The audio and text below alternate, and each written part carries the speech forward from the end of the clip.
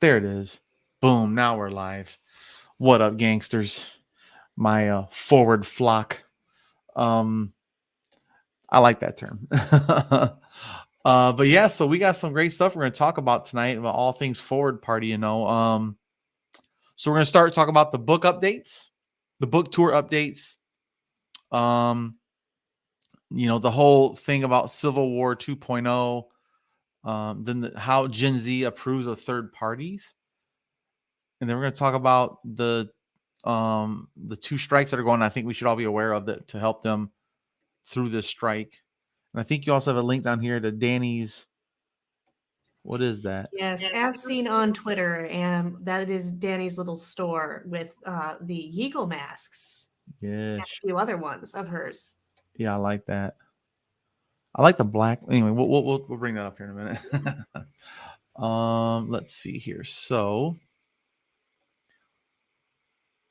whoops, sorry.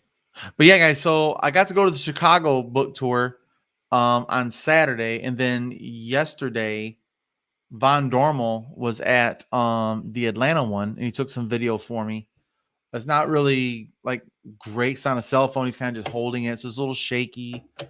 But I'm gonna play with that a little bit. But we've had people at the events. I got another book. Gonna be mailing that bad boy out to Mia so she can have an official hard copy in her hands. Yay! And Andrew was super excited that I was getting it for you because I put your name on the little sticky note. And there's a line out. I mean, the line was there for like at least an hour after the show, and I had to leave for work. And so I went up to Julian and said, "Hey, Julian, can you please get this signed for Mia? This is a gift for her. I gotta get the fuck out of here." And he's like, "Well, you want to get the other one signed for you?" I was like, "No, I'm gonna get that one away later too." And he's like, "What?" I was like, "Don't worry about it." I was like, "Don't worry about it." And he's like, "All right, dude."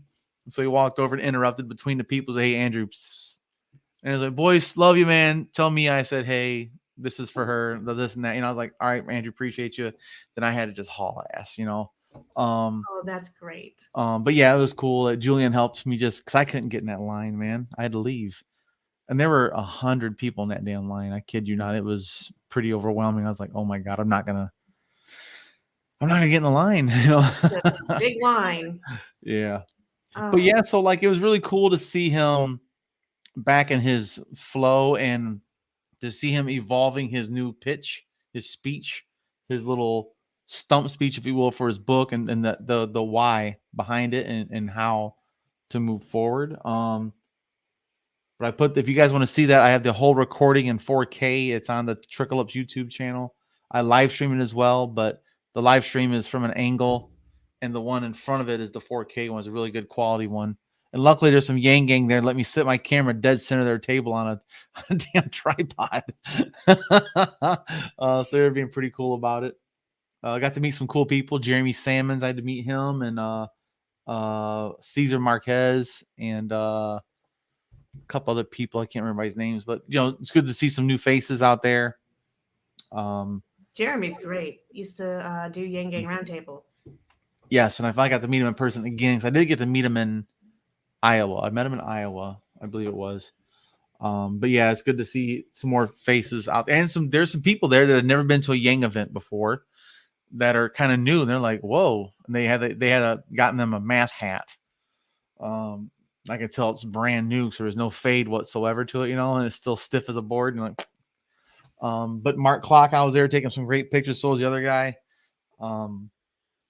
But yeah, so like something else people have been talking about on Twitter is people are up in arms saying that Andrew Yang is going to spoil everything, and he's going to destroy the whole thing, and like he's nobody to them, but yet they're worried he's going to destroy their power. So it's kind of an ironic thing. Yeah, it's a little bit difficult to be both powerless and powerful at the same time. It's a tight rope, but somehow Andrew manages to walk it, right? Like he's just that guy who can both destroy everything and do absolutely nothing at the exact same time. He's like Schrodinger's Andrew. Right. Like they're trying to label him as Jill Stein already, and he's not even running in 2024. He's never even said anything about 2024. He says, I'm laser focused. He always says that I'm laser focused on 2022, getting ranked choice voting and open primaries in 24 states that have direct democracy. We've talked about that here on this channel before. Open primaries, direct democracy. I think there's 27 states, but 24 have a more direct access ballot initiatives. And I think that's where he's focusing all of his energy. And everybody's talking about, you're going to hand the thing over to Donald Trump, who isn't even running yet. Like you guys are already crowning the the king of hell. The king of hell. Love it. Yes. Yeah. What's Pretty that? accurate. What's the mythology where Hades? They're giving the crown to Hades already. That would make gosh, I can't remember her name now. What's the Medusa. wife's name? Medusa. No. Hades was married to Persephone. She was kidnapped against her will. So, There's a lot of rape and pillage and murder and kidnapping and, and all mhm. these mythologies written by men because they were men. But yeah, it was one of those crazy things that I've noticed here lately on Twitter. And the big thing is now there's a large, I won't say a large. There's a pocket of star approval activists and supporters and approval voting activists that are up in arms that Andrew is not fighting the good fight according to them. And so there's always these people asking, what's the point? How does Andrew see this ranked choice voting versus star versus approval? So I actually have our video pulled up to this very precise moment where Andrew actually discusses that. And I want to kind of share that with you guys here so we can kind of just put this thing to bed, because enough's enough. The proof's in the pudding here. So I'll actually go full screen on this one. So yeah, this is the Q&A section. All right, and now I'm happy to take some questions. Caesar, the black guy knows names that cheat. You sound like a ringer, but whatever, Caesar. Go ahead. So you talk about ranked choice voting, and I'm sure you're familiar with other methods like star or approval. Do you have any plans to incorporate those in the platform as well? Thank you. So Caesar, you just nerded out on everyone. They're still getting used to this ranked choice voting thing. So there are a number of voting systems that would be vastly superior to our current plurality voting system, which really is archaic. It doesn't make much sense. There are virtues to ranked choice voting. There are virtues to star. There are virtues to approval. I'm settled on ranked choice voting in large part because it's been adopted in Maine, Alaska, New York, Minneapolis, San Francisco. And so building upon that success when it resolves the spoiler effect and a lot of other issues seems like the best approach, but I'm a huge fan of both star and approval voting as well. Awesome. Thank you. So that kind of lets you know straight from his mouth. That's why he supports RCV over the other two, because it's already being implemented at multiple levels, at statewide, at the federal level in Maine, at the state level in Alaska, and I think it's in the city level is in in our state of Michigan is going to be on the ballot in Ann Arbor. Seattle, I believe it is. I think it's Portland, Maine, or Portland, Oregon has it, and other places like New York City.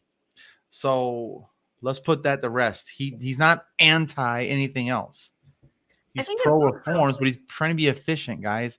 That's the whole point of being an entrepreneur, is be effective and efficient, not to waste your time circling around to do the same thing that's already been done, like collecting signatures and get things on a ballot. I think it's also important to point out that there's probably pros and cons to each one of these systems that makes it so that maybe one works better in one state, but not as well in another, or whatnot. Situations are not unilaterally the same in every state. So it's quite possible that the data might turn out that star voting works better for larger states, while ranked choice voting works better for smaller states, or the opposite. I don't know the exact way it's going to fall. I'm not the data person, but. Well, I think the big thing is there's always a learning curve, with all these voting systems. So you have to have something that's easily explained. You can't say, here's 3 different voting systems. Which one do you think is best? That's just overload for people. So whatever, I just want to vote. If they vote, that's the problem. Even if they don't vote, that's the biggest problem. But people have said enough about this. I was like, let's go ahead and address this thing and just be done with it. So and also he went to, like I said, Chicago on Saturday. He was in Atlanta on Sunday yesterday. And so tomorrow he will be in Denver at the Denver Comedy Works Club from 7 to 8 p.m. And then Cobb's Comedy Club 8 to 9 p.m. I'm not sure where Cobb's is. And then Irvine Improv from 3 to 4 p.m. on the 24th. I'm not sure. Where do you find those at, Mia? AndrewYang.com. Okay, they're all on his book website. tour listed there. It's Gotcha. really a really nice little site. Yeah, because I think that if there's another one comes close, like Indianapolis, Cleveland, Detroit. If there's a second leg to that tour and it happens to come through Michigan, I will have to find a way. We got to get you there. I have to get there if there's one in Michigan. Oh, yeah. Like if I could see him going to somewhere like maybe, Detroit. He hasn't even been to Detroit yet. There's no way in hell he's going to Grand Rapids, Yeah, I wish he'd come to Cadillac for one specific reason. I've tweeted this multiple times. Mm-hmm. The last presidential candidate who showed up here was Donald Trump.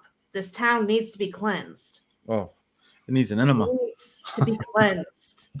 We need an Andrew Yang exorcism to come through and rebrand Cadillac because the Trump worship is... Yeah.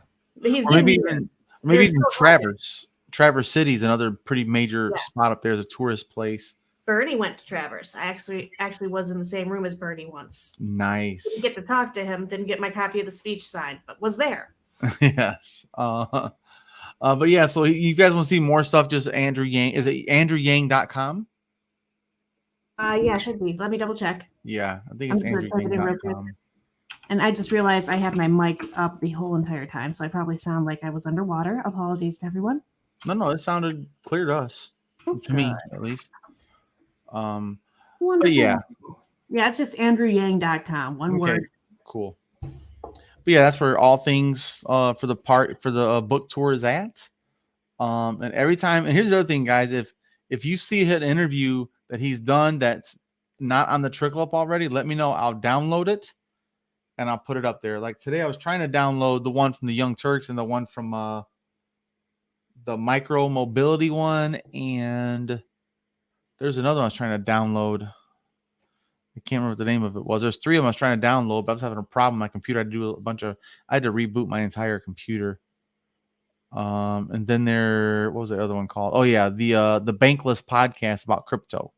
That was a really good one. I was trying to upload that to the Trickle Up as well, but I just can't get these damn things to completely download proper. So I'm having some technical difficulties with my software. I'm gonna see if Nell can help me out with that too, maybe. I'm sad that Nell didn't get here. Yeah, at least we got the family. Who knows what's going on there? I'm just thankful I didn't have to work at the casino tonight. Saturday was a long day. I left my house at 9 a.m., drove to Chicago, drove straight back to the casino, worked until 1 in the morning, but we had a little physical altercation at the bar, so I had to stick around for a while and help out with that and paperwork, like witness statements. Were you Boyce the bouncer? No. We don't touch. I'm the bartender. I'm the suds guy. There's security for that. We can't intervene. Then you're gonna have a problem. So yeah, I just had a little drama at the end there. I had to stick around, and then it put everything on back for like getting out of there, like getting your money taken care of. So I was there for an extra hour, but nonetheless, I got back to my girlfriend's house at 3 o'clock in the morning. So that's like an 18-hour day. I was like just totally wasted. I was done. But yeah, I would do it again. I would do it again. I will do it again. Next time the opportunity arises, right? You got it, man. If there's a way I can make it, I will. I'll live stream it. I'll record. I'll take photos and, buy a couple more books if I can't afford it and just try and help out those that I can, But I do have a second book I want to give away. I'm not sure how I want to do that yet. So I think I might raffle it off to people that donate to Patreon to the Trickle Up. Ooh, that would be a nice way. If anybody wants to enter and just donate $5 a month or something like that, and you're automatically going to be entered. And I'll do a raffle for those that have helped us keep this thing going. So still a financial fees I'm paying, like $100 a month for all this stuff, but I got a second job, so I'm really good now. So thankfully, but yeah, let's I So need I, 12 seconds to Yeah. stop my dogs from attacking each other. They're making it look like there's an earthquake going on behind me. So give me just a few seconds to get yeah, them no out. problem, no problem. All right, let's actually go back and watch some more of that video because it's actually pretty good. Next question, at least. John, what kind of pushback, if any, do you expect from the establishment on making ranked choice or open primaries? So John's question, if you didn't hear it, is what kind of pushback do you expect to hear in terms of the establishment, open primaries and ranked choice voting? The counter arguments are not great. Like the main counter argument seems to be partisanship is okay. We've got this under control. We don't need people voting that aren't part of our party. That seems to be the main argument for closed party primaries. One of the interesting things, John, is that if you look at states where there's this movement around open primaries and ranked choice voting, they run the gamut in terms of their politics. A lot of red states really like it because red states at this point like trying to stick it to the man, I guess. They're like, they even see their own party as the man in this example, so they're like, yeah, power to the people. So the arguments for it are very, very strong. The arguments against it really boil down to we know better. Now, is there a lot of knee-jerk resistance? And this is one of the tasks we have in front of us, is when someone says, for example, oh, you're just going to be a spoiler, you're just going to empower the bad guys to win, or the bad guys are to say, look, if you make this change, then problem solved. And if someone is very, very concerned about Trump, which is very, very correct and legitimate, you can say, if the Republicans had used ranked choice voting in 2016 during the primary, Trump probably never gets elected. Because he was running around at 35 to 40%, but he wasn't getting 51%. And I'm going to suspect that a lot of those ballots were not Jeb Bush 1, Donald Trump 2. There weren't a lot of ballots that look like that, you know what I mean? So if someone is at one of the extremes, really exciting, let's call it 25 to 30% of people, that will actually win in our current system, but with ranked choice voting, it probably won't.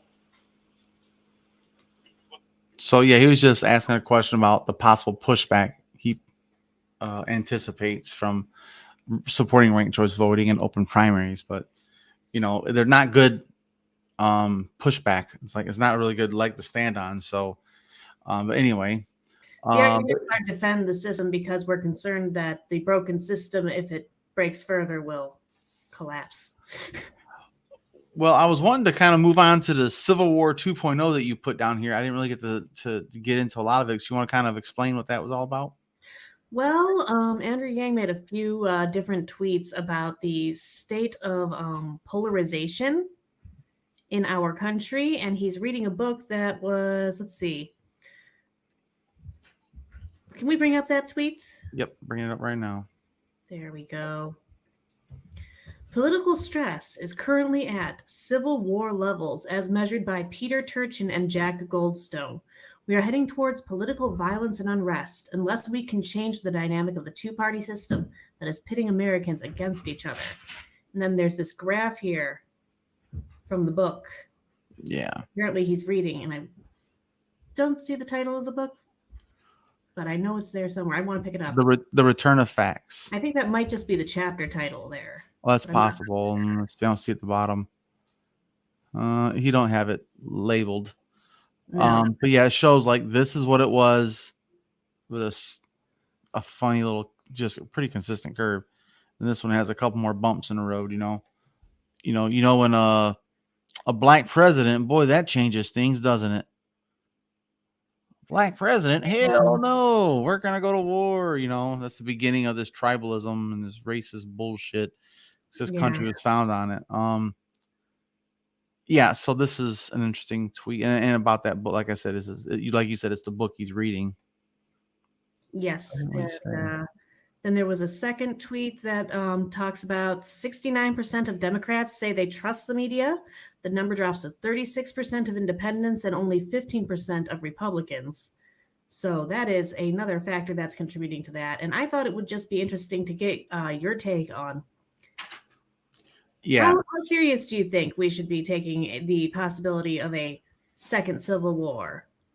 Well, that's just not possible. There's because a civil war, if a civil war is to kick off, right? What's the most advantage they'll have is the element of surprise, which they won't. So you're already up against it, against one of the most powerful, the most well-funded military on planet Earth has ever seen. And you're going to try and what? Go to war? Like, I mean, come on now. That shit will be snuffed out like a fucking fart in a breeze. And so to me, I don't really, it's going to be like pockets of violence like we've had already, where like a Trump supporter drives into a crowd of protesters, or like they show up at the places and shoot people, or these Proud Boys got their little batons and they hit people, and you know, pockets of violence. But then they just all go to fucking jail. You know, what do you think about? Obviously, you are civil war not going to happen. Not the way that at least it has in the past. Not historically, not like that. No. So, what do you think about the level of vitriol, though, being similar?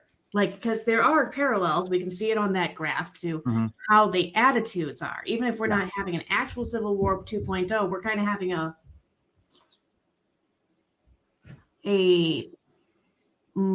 which is a tribal experiment. A tribal divide, flat out, hard lined. Like you have states like Texas that want to literally secede, which would be a terrible idea for them financially. It's a terrible idea for the people of Texas. Yes, it would destroy them. But that shows you how ignorant some people are about the basic facts. You secede, you have no federal protections whatsoever. You are in a fascist republic now. Yeah. Your governor is now your dictator, unless they write some new constitution, right? And in Texas, they don't give a shit about people's rights. And you have to completely renegotiate every single trade deal you have, every single union contract you have, nothing is applicable anymore under U.S. law. So there's the whole fun aspect of trying to just, recreate a government in the first place.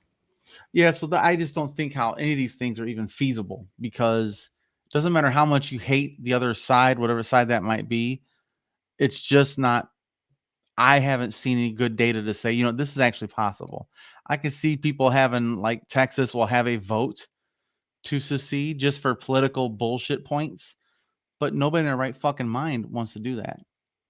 Like literally, that's not real. It's like, don't get the vaccine while they get the vaccine. They're total fucking hypocrites. And the people that are trying to stoke the flames of civil war ain't got a hair on their ass to actually stand up and do something, because most of them are a bunch of draft dodging sissies, as far as I'm concerned. Because cosplaying, right? Exactly, man. They're weekend warrior bullshit. Monday morning quarterbacks sitting in their lazy boy with their fucking Bud Light sitting inside their belly button.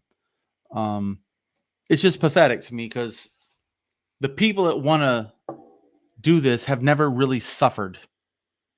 Like truly suffered. They've never really felt the effects of war. I'll say that most of these people, their kids don't go because they put them in college, they get them protected, and they'll never be drafted or whatever, So I just don't see much in there. It's just fear. That's what the Republicans do. They base everything is on fear. And that's kind of how I see that whole thing where. Yeah, that one's scientific too. Like that's not meant to be a dig or anything. That's MRIs and that sort of thing have borne that out to be fact. The Republican response to things is a fear-based response. What was the Democratic response again? Emotional. And I should say left, right too, more than conservative or not, or Democrat or Republican. Left, right leaning. That's a more way to put it. But yeah, they showed the studies on that where right-leaning people, Andrew's mentioned that too in some books, where right-leaning people are compelled by tradition, core family values, stuff like that, and it's vice versa for the left-leaning people, more to altruism and um, emotional pleas to help people. One more interesting side note on that. One of the fun things you can do to immediately sway a conservative's opinion on something is to make them feel safe and secure about where they're at. Yeah. Like if you first make them have them imagine that they are Superman, impenetrable, unable to be harmed, and then ask them how they feel about other people getting certain benefits or whatnot, as long as they feel that they are safe, they are much more empathetic and such. So it's really, that's another reason why UBI is so important. People need to feel safe. People need to feel secure to be able to think beyond themselves. And the right people need to feel vulnerable, the powerful. They have been feeling safe for a long time, for some of them, their entire existence. So we, the people, need ranked choice voting. We need open primaries. We need a third party to make them feel less safe. You're not safe. You can't just shit on us and it's going to be okay. So the powerful, the rich, the elite, the affluent need to be a little more uncomfortable. And your average everyday American needs to be a lot more comfortable. Yes, absolutely. To let them know that our discomfort shouldn't comfort you. And our lack of comfort and safety is a threat to yours. This kind of segues nicely into the strikes you wanted to discuss tonight. If you want to jump over that real quick. There's two articles, one on The Intercept about the John Deere strike. I believe that's up in Maine, I believe. Here, I'll bring that up for you guys. So yeah, there's a UAW strike. It's at the John Deere facility, East Moline, Illinois. That one's in Illinois. Okay. But yeah, so they shut down production. Oh yeah, and Waterloo, Iowa. I was actually there during the campaign. Also in Kansas, Illinois, Iowa. So all the UAW members are on BAM. We're done. And here's another part of this article I thought was pretty cool. They joined 2,000 hospital workers strike in Buffalo, New York, 1,400 production workers in Kellogg's in 4 states, 450 steel workers in Huntington, West Virginia, and a one-day walk-off of 2,000 telecommunication workers in California, all since October 1st. Today's the 18th. In just over 2 weeks, we've had that many people say enough's enough. Oh, yeah, there's more. 1,000 Alabama coal miners, 700 nurses in Massachusetts, 600 whiskey makers in Kentucky, 200 bus drivers in Reno, Nevada are already on strike. And then in addition to recently settled strikes by 2,000 carpenters in Washington, 600 Frito-Lay workers in Kansas, and 1,000 Nabisco factory workers in 5 plants across the country. So there has been strikes that have been successful in whatever measure you consider a successful strike, with them being their needs met. And this is also 37,000 healthcare workers in Kaiser, Oregon, California, at Kaiser. I'm sorry, that's the name of the company, in Oregon, California, and Hawaii. They've authorized a strike, or about to serve several unions. They're actually ready to strike, with 60,000 film and television workers are prepared to walk out.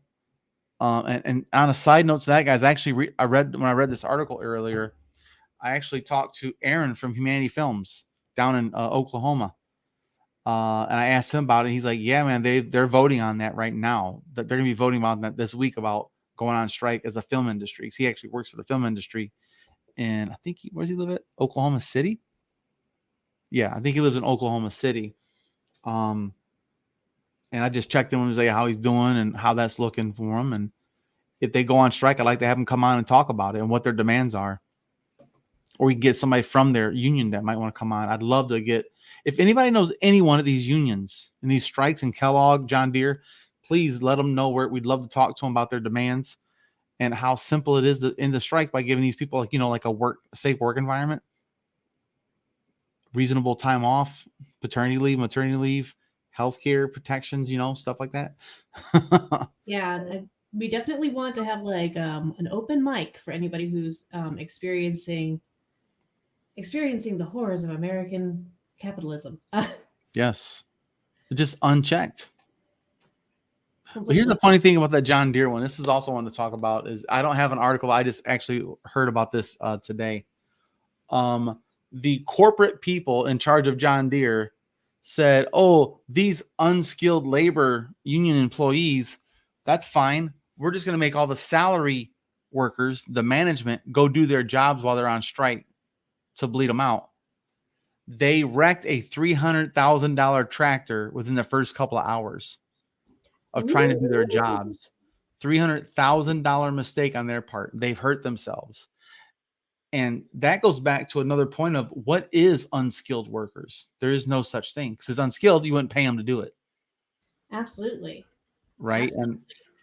And even picking fruit is a skill. Trust me, I've done it and I'm not good at it. And to justify paying you less and to avoid having to pay for training, they will undertrain you for jobs that you should have more training for, and then still call you unskilled. I watch a lot of YouTube videos about some places that people shouldn't go, but they went anyways type things. And usually it's the job, sending them into a place they should not be, not having trained them properly. And these people get absolutely murdered by machinery that's supposed to be turned off or whatever, and they were never properly informed how to turn it off, or their lives were put on the line just so that they could get it done quicker. And man, it's awful. It's awful. We need to treat workers better. Yeah, and that's my thing, man. We have to. Everybody says they support the idea of unionization until it's time to actually do something. So I'm going to work on finding links to, there's some donation pages to like GoFundMe's to help these people make it through the strikes. I think it's on us to kind of help spread that word and get that out there to people. So check us out on Twitter and our Facebook page. I'll try and share links to those things if you want to help the union workers, the film industry, Kellogg's, and the John Deere one, help them survive this for a little longer. Since we believe in universal basic income, we should help provide a little bit if we can afford it. So if they make $20 an hour, I'd like to donate $20. At least I pay for 1 hour for someone like that. We can all donate if you can afford it, like try and help out. So I think that's something we should be doing. Let me see. Hardy Hat says, I started working in a factory about 4 months ago, joined the union as soon as I could. Absolutely. Good. Are you in a right to work state at all, Hardy Hat? Do you mind me asking? He's down in Indiana. So I'm pretty sure they got the same bullshit we do in Michigan, where the right to work means right to exploit workers by the corporations, really. It's the right for people to opt out of going through the union, technically. Right. So it takes away all the power of the union. The leverage is like, oh, we don't like it, then boom, you don't have to join the union. Now they misrepresent the union with bad faith pamphlets, if you will, about the union. Unions weaken the workforce and they're corrupt. But yeah, I could see where a locally owned plant could be good. But yeah, they do have right to work laws there. Yes, definitely. Yep, in Indiana. But yeah, so that's what we're up against, man. So we got some unions we need to help support during the strike. We got healthcare workers that are going on strike. I'm not sure what those were. I didn't get a chance to check those out because I'm not sure if it's like for better, safer work environments for like equipment for COVID, or are some of the whack job QAnon healthcare workers that are unfortunately being amped up and amplified online. There's like 10. Make it sound like there's 100,000 of them. There's like 10, and they're just going to get like, at my job, I can't say who I work for, of course, but at my employer, they're requiring at the end of this month, you have to be vaccinated or you got to have some kind of paperwork to document why you can't take it. Yeah, apparently some people at our local hospital actually walked out because they were unwilling to take vaccinations. Boo-hoo. Oh, well. I mean, boo-hoo for them. Yes, but like I couldn't get my son in to go get an appointment to get checked for strep. Because they're understaffed. I know it screws everyone. It screws your the employees that have to stay. Again, this is a plague of the unvaccinated. The willfully unvaccinated people are a threat to our entire infrastructure, as far as I'm concerned, when it comes to these mandates. So, and by mandate, I mean you have to either get the shot or get tested every week. My employer is not an option. This is a private company that has its own rules that it's implying, and that is 100% legal. If you don't like it, you can go work somewhere else. I got all my shots. I got flued up even. I'm ready. Yeah, I got all my goodies again. I think here in a couple months, I might be happy to get the booster, by around the end of the year. When they get it to the healthcare workers. Mine's 10 months old now almost.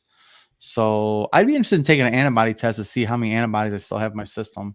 They should definitely be doing that. I'm sure there's Yeah. somebody out there running antibody tests on people who were parts of the first rounds of vaccinations. Yeah, I might be interested in asking my employer about that. Be like, hey, what are we going to do? But also you have this other thing you put on here about Gen Z and third parties. There's a young lady that I got to meet. TikTok. Yes, that young lady, I got to meet her, Julester Park Pack. Is it? Jules Sturpak on Twitter or TikTok made a really cool video about the Forward Party, and she's about damn time. So I got to meet her in New York. She was really cool, and she just made a video about that. She's actually pretty damn good. And there's another one about the duopoly with when he appeared with Sagar and Yeti on this podcast with what's his name? Macklesoft or Mackelsloff. Mackelsloff. I can't say his fucking name.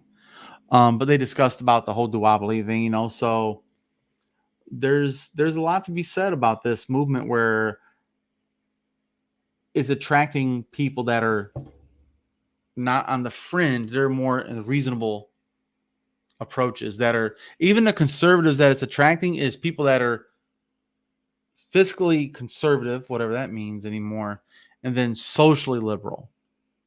Yes. So more open to human rights as a whole, not bigoted policies. So I'm okay with that being an alliance, not the KKK. The Proud Boys ain't here. The KKK is not interested in the Forward Party. These alt-right psychopaths are not interested in the Forward Party because we're inclusive. And that's where I want to be. So hopefully this can keep growing and being a bigger umbrella and bring more people in, honestly, from different backgrounds, just like the Yang 2020 campaign. They had conservatives, liberals, independents, and unaffiliated apolitical people saying, oh, those policies make sense. Let's move. Let's go. But also because it's about 9:50. Okay. So I also want to bring up the imagery that Danny has made for us, guys. And she is a splendid artist. Yes. So I personally like the black one with the forward arrows up. Then she's got the eagle. You can't really see here because it's not the greatest. I can't zoom in that well, but it says the donkey, not left, not right, forward with the eagle, there. Then of course it's got the handshake. What's that say? Oh, it says Make America reasonable again. I want to, and then there's break the chain, which I also like that one more. I like that. This one I like the least because it's playing into that MAGA bullshit. I don't want to even give it any more Make America blank blank. It's a reference to Trump and his whole bullshit. I'm done with that terminology altogether. Forward. Whatever you guys talking about back there. Make America think harder. Okay. All that kind of stuff. All right. But it's still a tip of the hat to MAGA, how great that slogan was for them and their hats and their logo. You know what I mean? Like, so yeah. I'm trying not to even affiliate with it no more personally. But I understand people still want to fight fire with fire, which totally makes sense too. They're all beautiful designs, one way or the other. Absolutely. Yeah, Danny is a sweetheart. We got to get her back on, man. I got to get her on here. I interviewed her a long time ago. Man, that's a long time ago. I'm going to look that up. Matter of fact, when the hell did I have Danny on this channel, on my channel? That was, let me see here. One of the reasons why I wanted to show this real quick while you're looking that up. Yeah. Yang has been doing a wonderful job of showcasing grassroots artists and just generally interacting with the gang again. It's been very fun. I've enjoyed seeing so many people that really needed and deserved recognition for what they were doing, and Danny is one of the stars who was in need of some help. And please pick up some of these masks, help Danny out. Absolutely. I'm trying to find she was an expat. That's what I think I did. I'm trying to find her on my phone so I can see when the hell that was. Oh, there it is. So I interviewed her. When was this?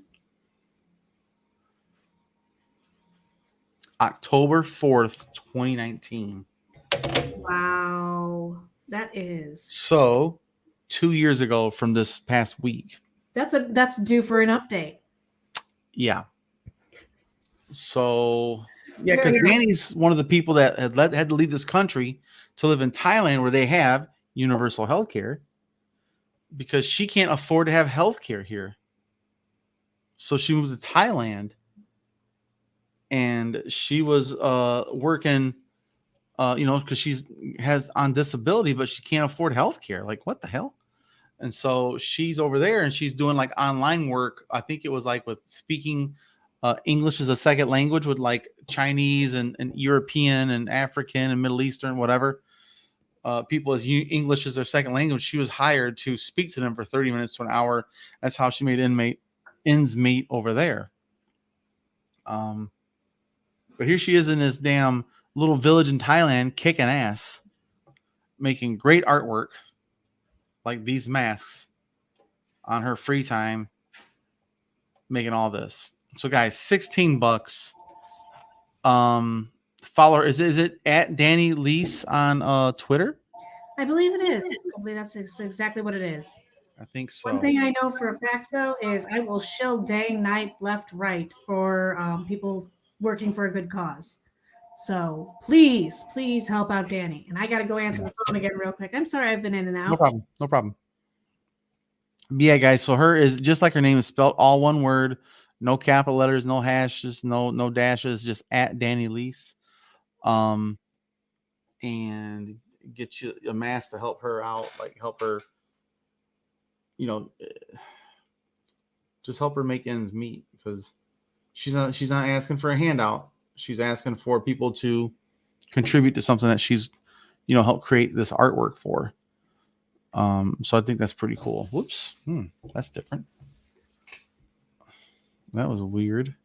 Let's go back to that. I don't like it there. Like that. But sorry about that, guys. Okay. But yeah, it's one of those things where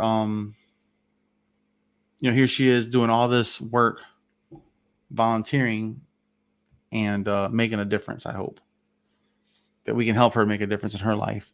But yeah, guys, so we're going to chop this thing up. Well, actually, I'm not going to chop this up. This is just going to be a live stream. But the big thing is we have 2 strikes that are happening that we should be helping. I hope that we could help out with.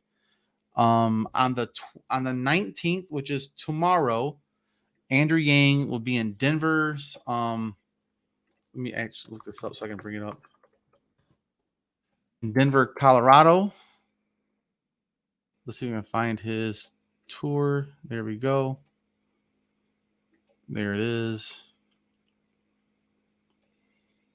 Yep. So 7 to 8 p.m. Denver Comedy Works. 21st, San Francisco at Cobb's, 8 to 9 p.m. And then the 24th, which is, 24th is next Sunday. It's in Irvine, California, the Improv. Oh, and then the Des Moines at the Funny Bone. Oh, I wish I could go to that one. And then back to Atlanta. Oh, wait, no, that already happened. That's right. Yeah, that was yesterday. This is where I was on Saturday. This is in California, Philly, man, Boston, DC. This is in New York.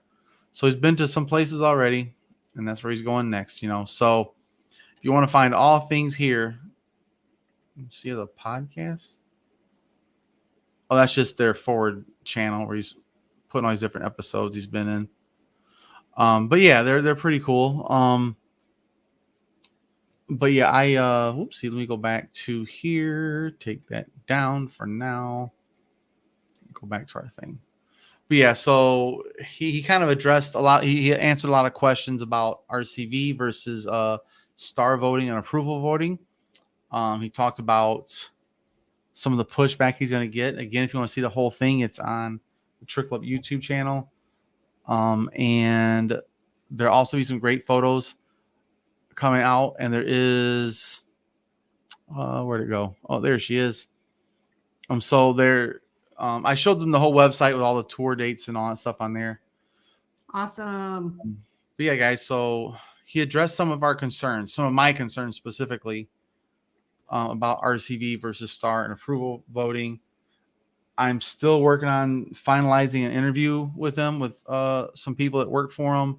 It's looking like early November still, so it's not going to be any sooner than that, it looks like. So he's pretty booked out for the rest of the month, unfortunately. But that's okay. Good things come to those who wait, especially if you wait 3 goddamn years. Yes. But I'll tell you what, I got some great questions for him. So guys, if you have a question that you think is important, shoot me a DM or just tag me on Twitter and tag Andrew on Twitter, and we can address it possibly and use a hashtag. Let me think here. What would that be? Something I could populate that's not been used that I could look up, like, oh yeah, Trickle Up Qs, like Trickle Up QS. And then I can look that hashtag up and find all your guys' questions you'd like me to look. And I'll kind of, do an RCV thing, man. See which ones get the most, a poll of them and see which ones are the top ones. But my personal questions is, one, how do we set the forward party apart from the other two? What policies? Now, me personally, legalize marijuana 100%. No questions asked. Hallucinogenics, all that for mental health. That's a first and foremost. I think that should be 2, the environment. We need to make a hard line stance on the environment. We want the youth. We got to activate the youth. We can't change the minds of these older fuckers that are just stuck in the duopoly. Unfortunately, a lot of them are stuck. So, like on that statistic you showed earlier, 60-something% of Gen Z, was it? Where'd it go?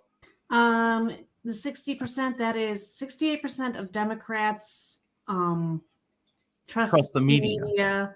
38% of independents, I think it was, and only 16. Like it's like almost like half down the line. It's not exactly 15. those numbers, but pretty close. Yeah, 69, 36, and 15. But I saw another statistic about Gen Z and millennials that there's a higher percentage of them consider themselves independent. Yes, there is. And if you could play that TikTok that was there, it's on the Twitter from the Gen Z and third parties one. Okay, let me see if I can bring this up for you guys. It's got quite a bit of good statistical information there real quick. Oh, Miss Park. Nice. Yes, she is amazing. I'd say, here we go. Will Gen Z put an end to the two-party political system? I'd say yeah. And if you hate the landscape of politics right now, listen up and get excited. You might not hear from these people upon all the noise, but just over a third of Gen Z will consider themselves to be politically independent. Even when it comes to Gen Z Republicans, you can see that our generation is moving towards a more unified stance on politics. 52% of Gen Z Republicans want the government to be more involved in solving social issues, which, as you can see, is much different from past generations. Only 18% of Gen Z Republicans believe that humans are not exacerbating climate change. This is extremely different from the views of older Republicans. The system is set up to divide our country, and by no means does it represent our generation. No matter what the two parties align on, at the end of the day, points of differentiation need to be made out of spite. We will never be able to work towards a shared vision this way. So who's going to represent our generation in the future? I'd say independent candidates. Will Gen Z put an end to the two-party political system? Stop. Yeah, I love her content. Yes, and that pretty much makes the argument right there. Mm-hmm. That's why I really wanted that one to be shared, because I really feel like there's a lot of pressure on Gen Z. I know that it's a lot of pressure, guys. Any Gen Z who might possibly be watching this, I don't know who the hell. And millennials, the 30s. Millennials, but really, like Gen Z's, we're still fighting to get into power, and we're getting into our. Yeah. The millennials are aging a bit now. When you're talking about hope and energy, you're talking about the next generation, and I think that Gen Z's got a lot on their plate. Yeah. I hope it's not overwhelming for you guys. And I'm sorry to put so much in your laps, but you guys are like the bright and shining hope on the future for a lot of us millennials.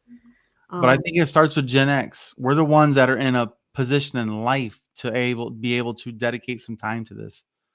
Like my generation, Andrew Yang's generation, we're all at that point where, not all, some, or I'd even say most, are at that point where their kids are older, and now you're getting ready to like me, be an empty nester and actually have resources and time for the first time in your fucking life since you're like 21 to actually go do something. You have to be borderline Gen X, because I am cusp millennial Gen X. Like, no, I'm the same age as Andrew.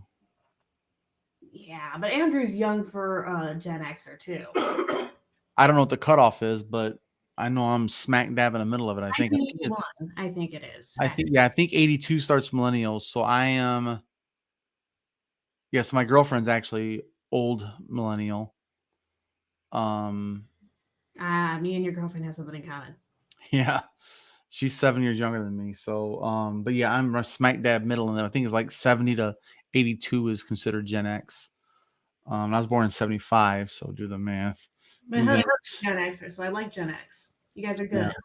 Well, we're a fucked up generation because we're raised by boomers with this hardwired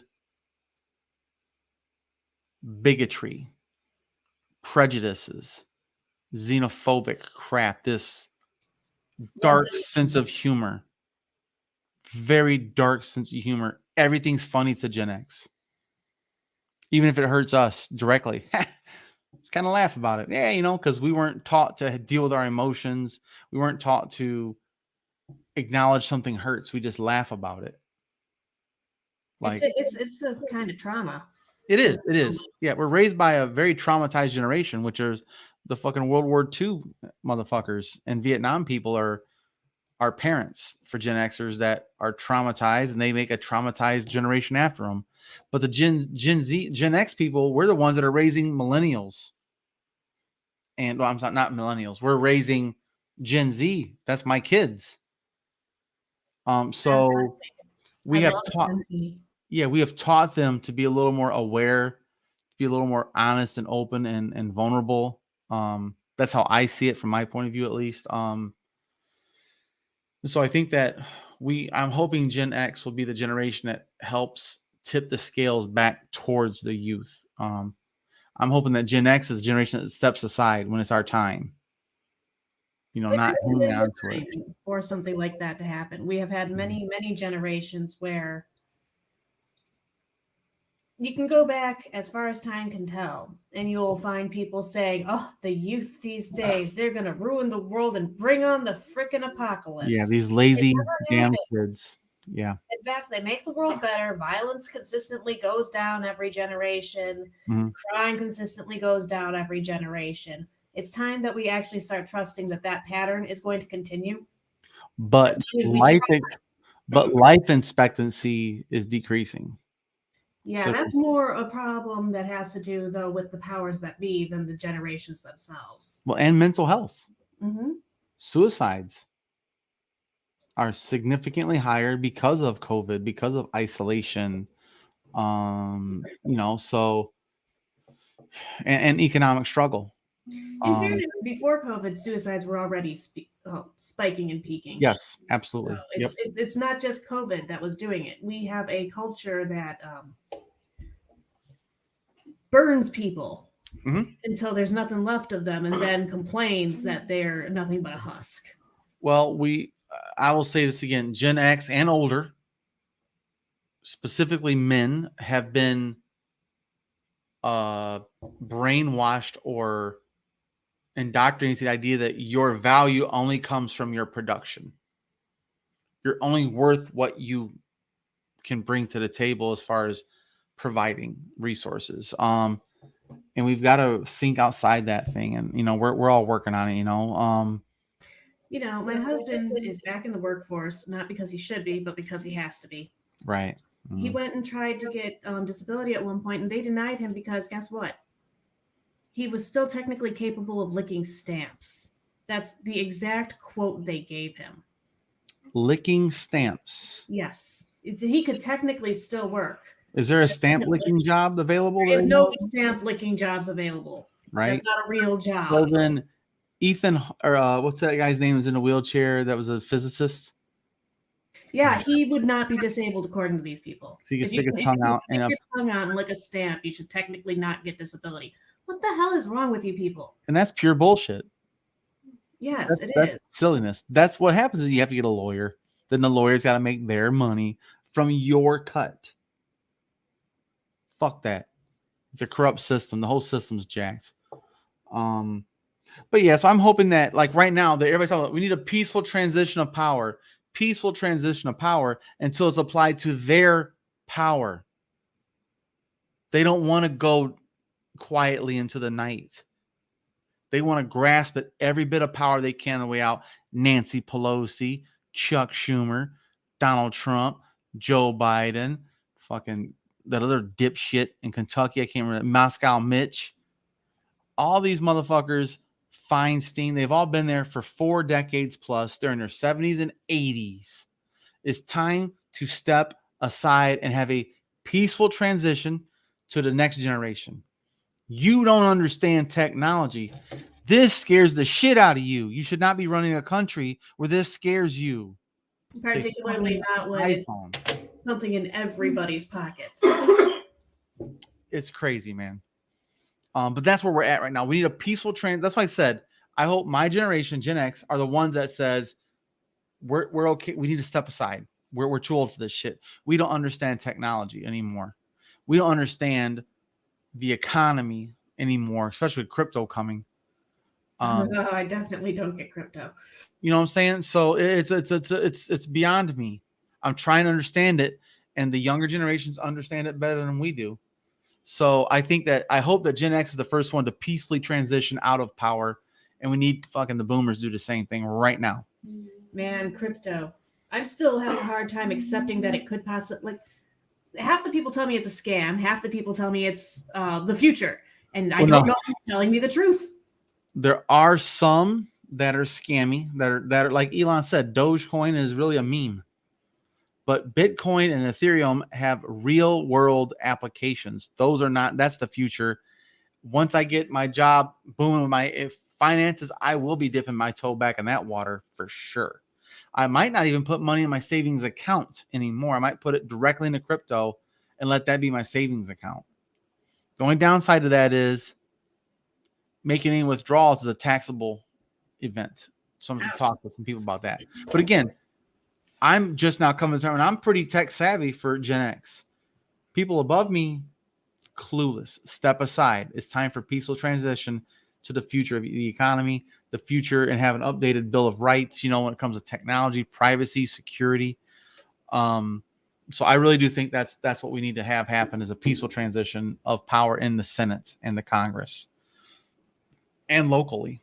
Man, I almost wish that the way things are right now, it would almost be worth it to make like a third house that's just for the youth. Like the House of Representatives, the Senate, and the future house. The House of the Future, yes. Yeah. That's stupid, because that's adding another hoop to jump through when really it should just be a nice mix to start with. Yeah.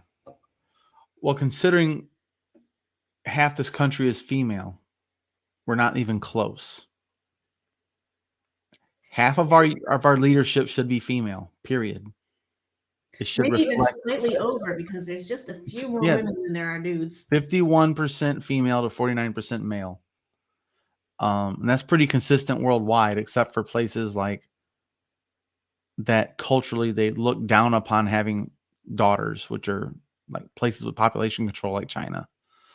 I think it's a 10% different in China, which doesn't sound like much, but when you got 4 billion people, it is. It's a huge difference for billions of people. For the men who feel like they are never going to be able to find a wife because of the competition. There aren't any. Mm-hmm. it's insane. But yeah, I don't know. That's about all I got for tonight, man. I don't see anything else on there. We're good. I think we should probably call it. It's 10:15. Tristan's gonna get my attention.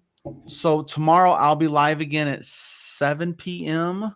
with a local Democratic youth leader that's out here working for campaigns, volunteering his life to this to politics. His name's Jay. I actually met him knocking on doors for Whitmer to get back on the ballot for 2024. Or is it 2022? I think it's 2022. But yeah, so he's a big time activist and he's a political active guy. He's a campaign manager for someone I just interviewed a couple weeks ago.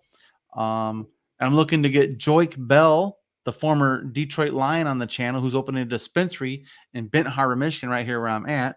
And then there's Wilson Chandler, who's an NBA player for the LA Lakers. He's also opening a dispensary in Benton Harbor, Michigan, right here where I'm at. So I'm hoping that maybe we can get those guys to come duck in here sometime. That'd be cool.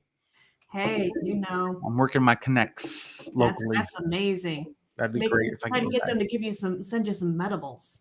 Mm-hmm. Absolutely. Yummy. I know you can't, right? Because your jobs. Nope, sure can't. Oh, my eye itches. Oh boy. Yeah, not at all. Never. I got 2 jobs that I can't do it at, Yeah. But yeah, guys, we appreciate you hanging out with us, man. And we'll do it again next Sunday at 9 p.m. Hopefully everything works out. If not, we'll figure it out one way or another. So if not, we could always do it Monday night and celebrate my birthday at the same time. Bingo. Oh yeah, that'd be cool. Yeah. Maybe we'll do that. We'll see. Let's consider. If I don't have plans already, because I do have a family. Yes, you have a husband in the other room.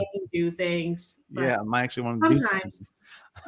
It's a Monday night too, so we might do it on Sunday or on Saturday, or celebrate on the weekend. So we'll see what happens. Just let me know, but we'll be back. Awesome. Right. Thanks for your time, Mia. Your book will be in the mail. All right, guys.